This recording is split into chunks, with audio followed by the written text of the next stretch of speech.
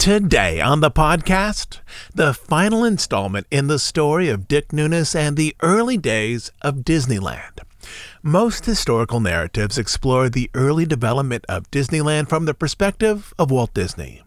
In this series, I wanted to explore that same period through the perspective of someone who had worked at the park, from opening until the death of Walt. Nunis is both a hero and a controversial figure in the world of Disney history. And his legacy, at least for his early career, has to do with how he changed the culture inside of the company.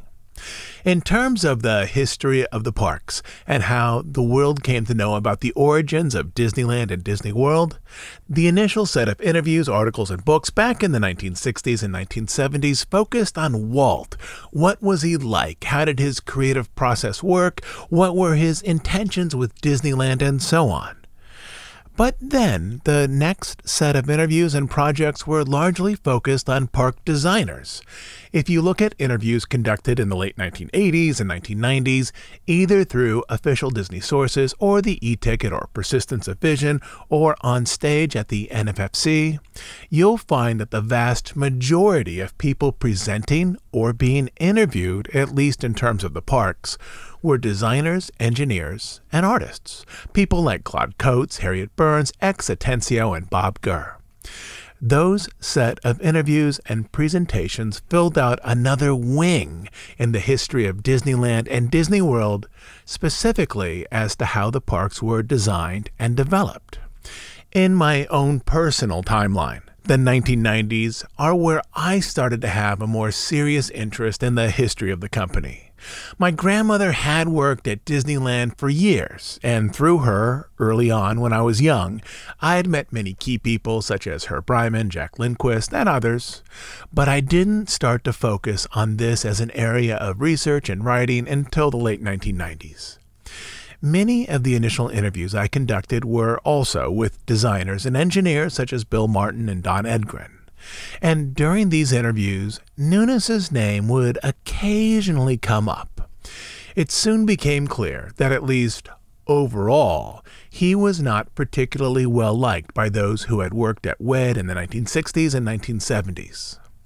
Some years later, when I began interviewing more operations people from the early days of Disneyland, I was surprised to find that early operations managers viewed Nunis as a trailblazer and a protector, also as someone who is saving the legacy of Walt and how he wanted the parks arranged. And what became clear over subsequent interviews was that Nunis was both, depending on who you talked to, a hero and an antagonist, an earnest defender of Walt's ideas, and a person interested in corporate advancement. His efforts, whether or not you were on his side, did single-handedly change how the company functioned in the years after Walt died. Inside the parks, particularly in Florida, which is far from the direct oversight of the studio, Nunis helped change, many would say improve, the culture of the company, with a greater emphasis on the importance of those who worked in the parks, even if some of his methods were a bit rough or untraditional. We started this series a couple of months ago. We are now on episode 8, the final episode for this story. As I mentioned at the onset, in this series, we'd only look at the young life of Dick Nunis, particularly his experiences with Walt. A historical story, at least for me, is an account of how situations or people change. By the end of today's episode, we'll be at the point where the personality of Dick Nunis, following the death of Walt Disney, has irrevocably changed. He has moved beyond his early struggles, his time in football, his period learning from Walt, and has arrived at a point where his identity is firmly moving in a new direction. And that is what our episode is about today.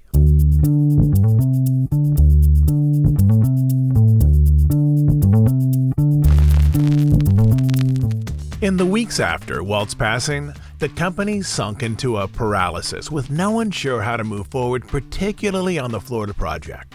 Many turned to Roy, 8 years older than Walt, for temporary leadership. But Roy didn't want to take over in the role of president, as he was presently in the process of retiring. At first, he tried to convince the president of Bank of America and longtime Disney board member Clark Bees to take the reins of the company. Roy and his wife Edna drove to San Francisco to discuss the matter in person, but Bees turned them down. He, too, was looking forward to retirement. Without a leader, movement on the Florida project, aside from some early survey work, came to a halt. In small ways, the company fractured into a collection of fiefdoms, each focused on their own projects. Animators worked to finish The Jungle Book. Producers arranged material for the 1967 season of The Wonderful World of Disney. Nunis' team trained cast members to operate an elaborate set of attractions recently installed in Tomorrowland. In July, the Carousel of Progress and the People Mover would open, followed a month later by Adventure Through Inner Space, a dark ride that invited guests to explore the world of a water molecule.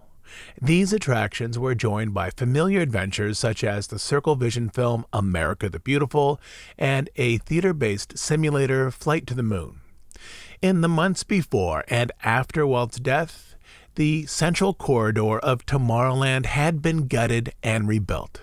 The original Tomorrowland, with its industrial tones, now incorporated mid-century design with playful space-age architecture that reflected the mercurial designs of a world on the move.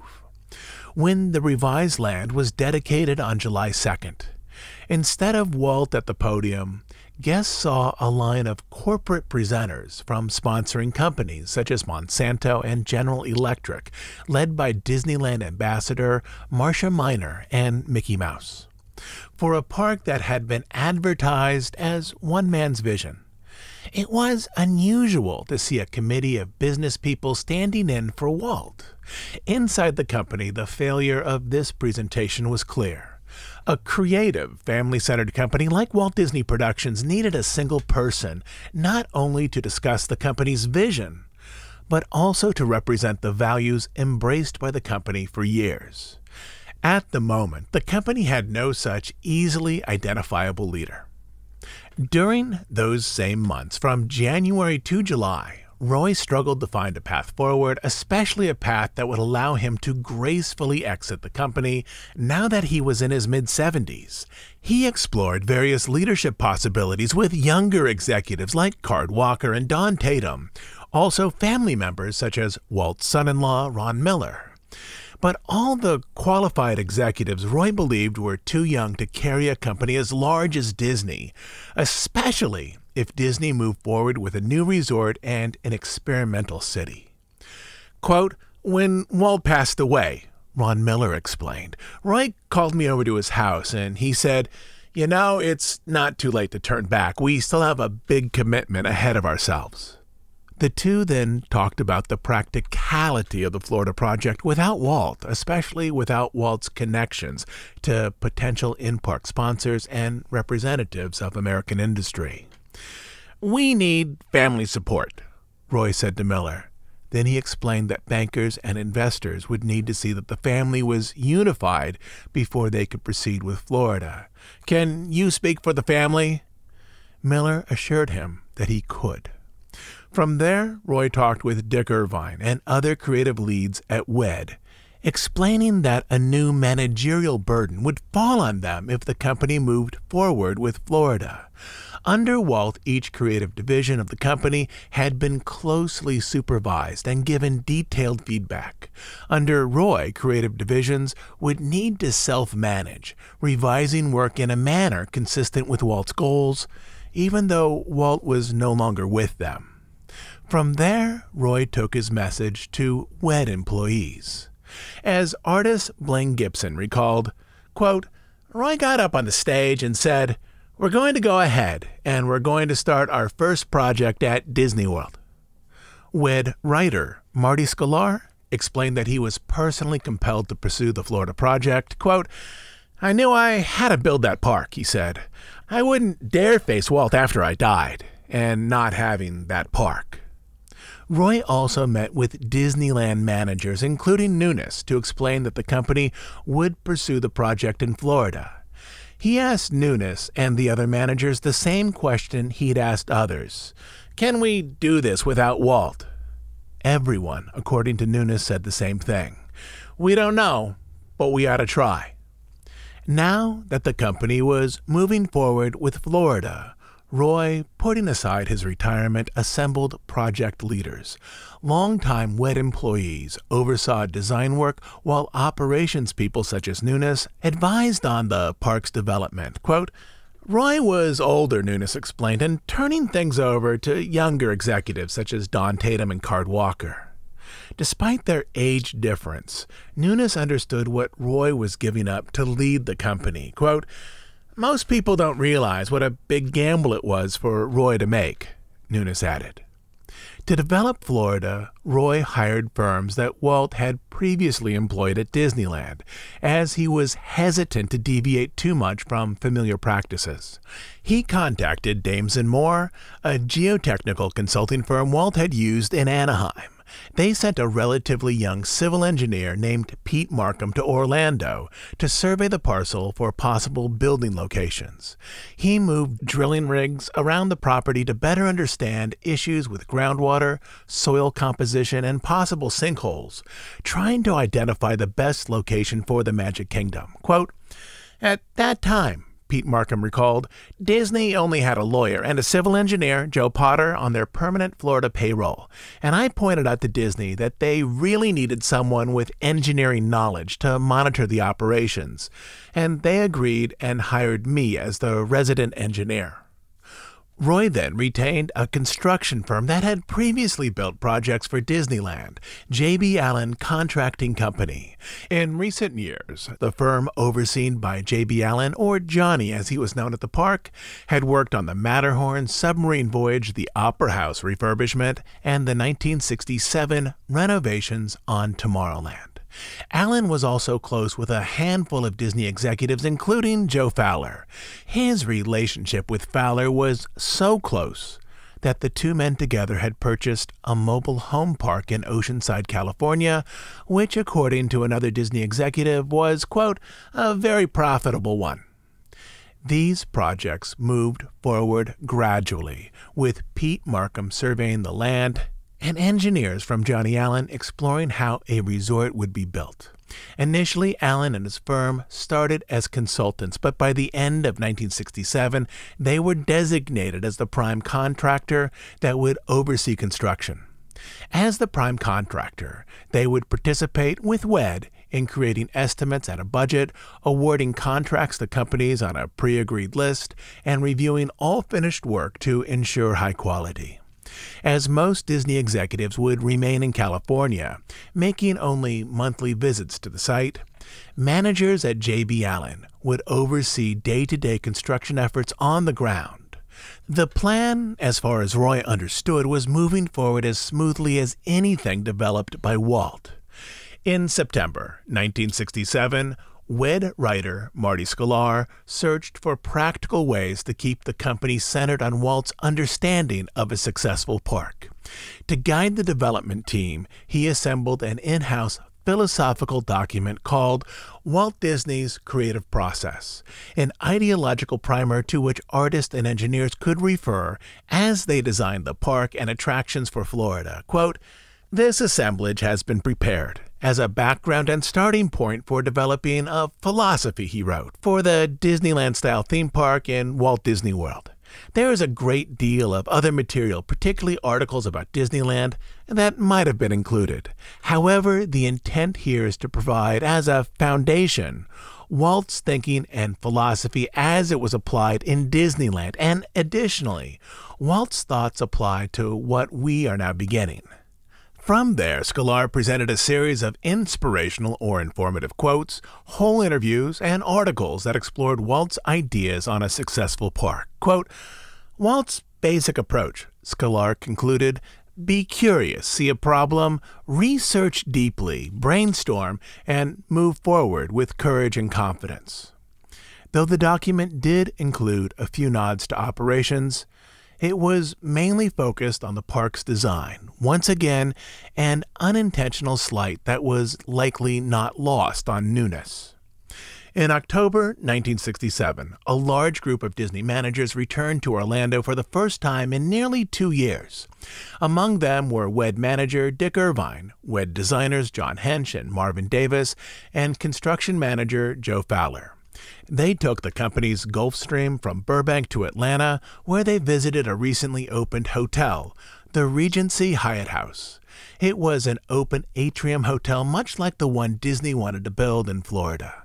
After a brief tour, they reboarded the plane, which after one more stop brought them again to Florida. Once on the ground, they boarded a small all-terrain vehicle that carried them over the Disney property. By now, some sections had been cleared, including part of the land earmarked for the theme park. Landscape architect Bill Evans had also established a tree farm just behind the site for the Magic Kingdom. Evans's plan was to grow trees to maturity on site over years rather than purchasing them. Aside from the cleared land and the tree farm, improvements and structures on the site were little more than a single dirt road and a house. One member of the team would later describe it as, quote, 28,000 acres of practically empty land. To others, though, the acreage didn't look empty so much as it did wild. One member of the planning team recalled that Bay Lake looked, quote, like tea. It was all brown.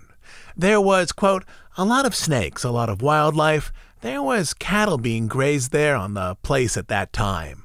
Armadillos were just all over the place. You couldn't drive down anywhere without armadillos running around in front of you.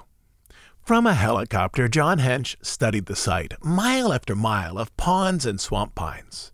An elevation of a few hundred feet only deepened his sense that trouble lay ahead.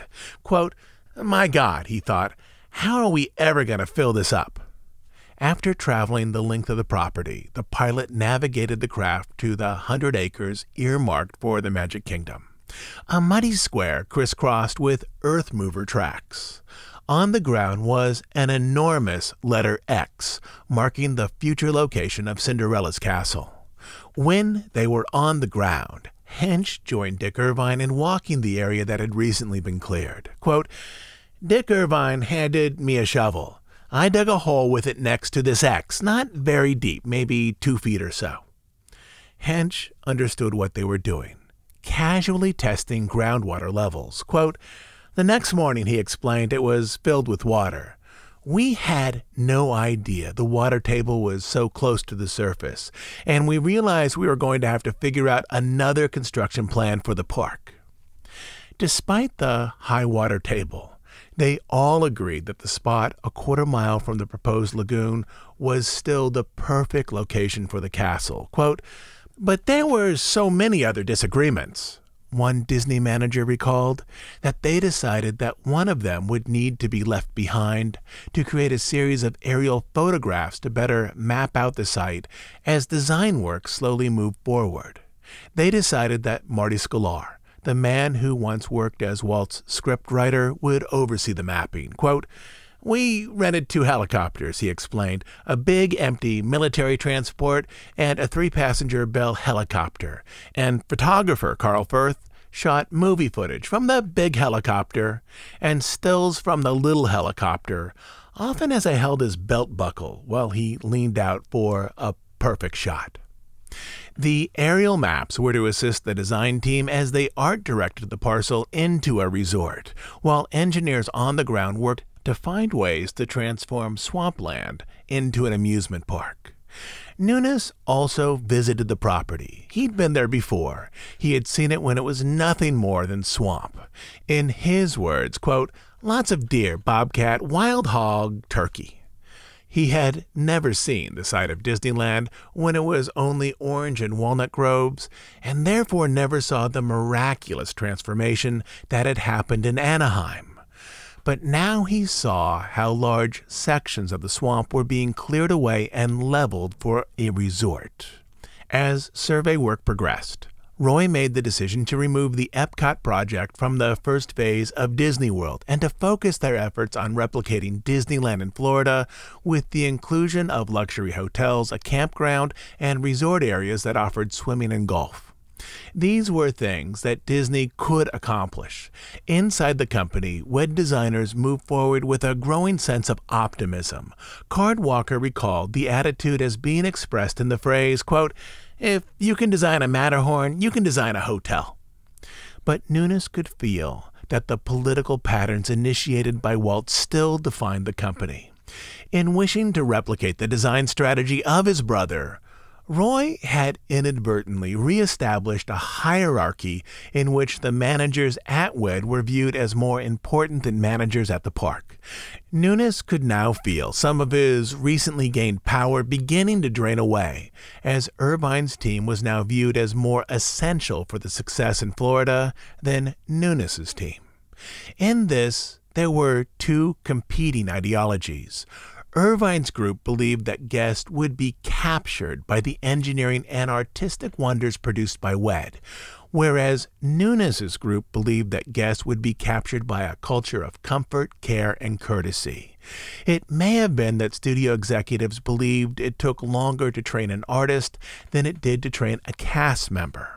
Regardless, Nunis was unwilling to shrink back into his former role, where he was sidelined by artists, as he believed that over a dozen years, he'd come to understand the nuances of how Guest engaged a park, which, in his opinion, was just as useful in terms of planning as understanding how to build an animatronic or arrange a color palette for Main Street. In years past, Nunis had been deferential to Walt and had ultimately allowed WED artists to dictate park plans. In his mind, Nunis saw his deference as a type of politically oriented correctness. He did what was expected of him largely to please Walt, in the same way he'd once followed the directions of his coach at USC. Nunis likely would have been deferential to Roy as well. He had a deep respect for the 74-year-old executive, but Roy was reluctant to insert himself into disagreements between those areas of the company that had once been the domain of Walt. But then Nunis had a revelation. With Walt's passing, he had a new type of freedom. There was no one now in the planning room with whom, if necessary, he couldn't offend.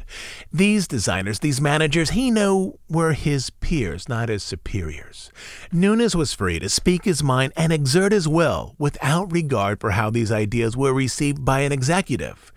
It was an interesting revelation for Nunis, as he saw that there might be an advantage to leaving behind, at least for now, the concept of a coach, a person who guided not only his actions, but the actions of others on the team. Quote, "I was politically correct in trying to toe the company line and make peace for 11 years, Nunis explained.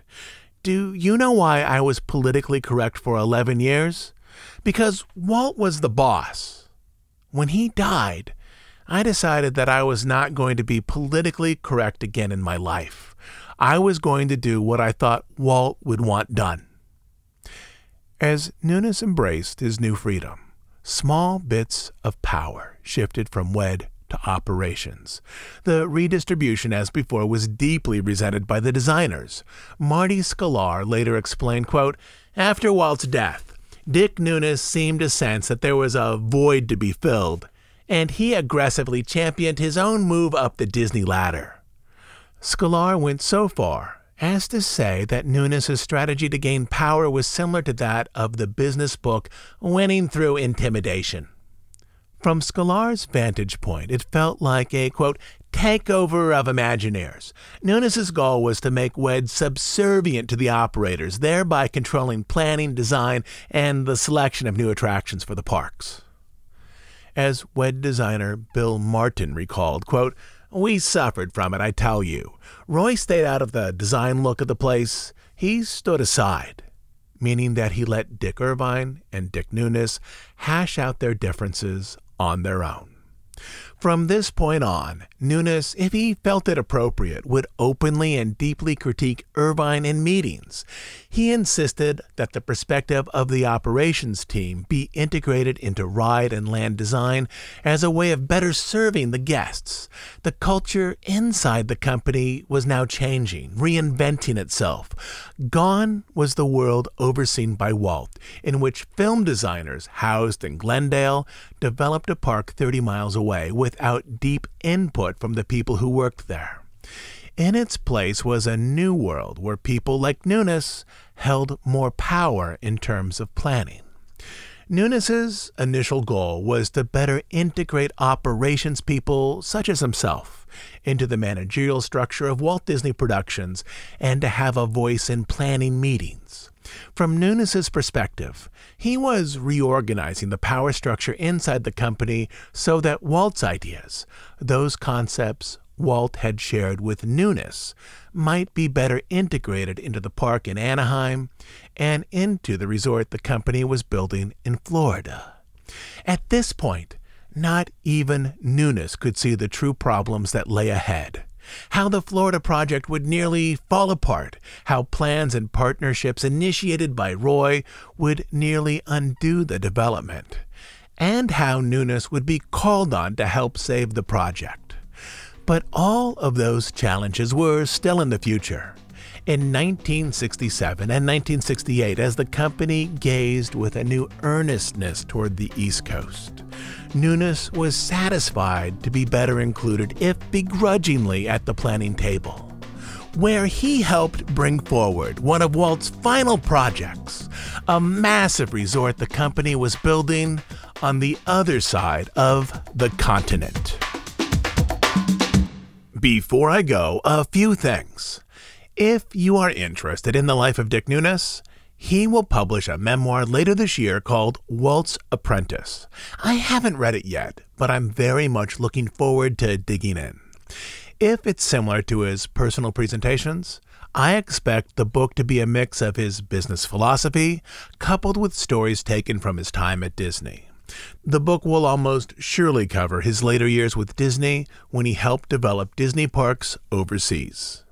Also, these 8 episodes on Nunis, the series that you've just finished, feed almost directly, with a little overlap, into a previous series we did here on the podcast called The Opening of Walt Disney World.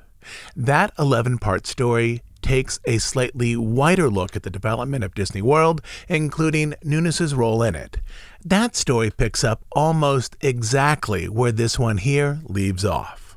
So if you want to jump into a 6-hour story focused on the later push to develop Disney World, you can find that series if you scroll back about 50 episodes.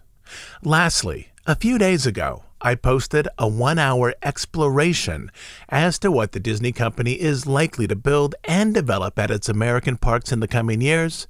If you haven't heard it yet, that episode is right behind this one, which was posted midweek. And though our show has been on Sunday nights for a long time, this next week, the second week of September, our show won't drop on Sunday. Next week is the D23 Expo, which concludes Sunday evening. On Monday night, I'll post our monthly news and analysis episode, where in part, I'll explore what was announced at the Expo and what it likely means for Disney in the years ahead. As you know, we're an ad-free, listener-supported podcast. Without subscribers, we would simply cease to exist. We do just 2 things: deep dives on stories related to the history of the Disney studio and parks, and long-form news and analysis of current events as they relate to the Disney company. If you enjoy these episodes, you can support our efforts by becoming a monthly Bandcamp subscriber. On Bandcamp, you'll find dozens and dozens of extra episodes, but the best reason to subscribe is to make sure that this podcast continues to exist. You can subscribe at dhipodcast.bandcamp.com. I'll leave a link down in the show notes as well. Until then, this is Todd James Pierce.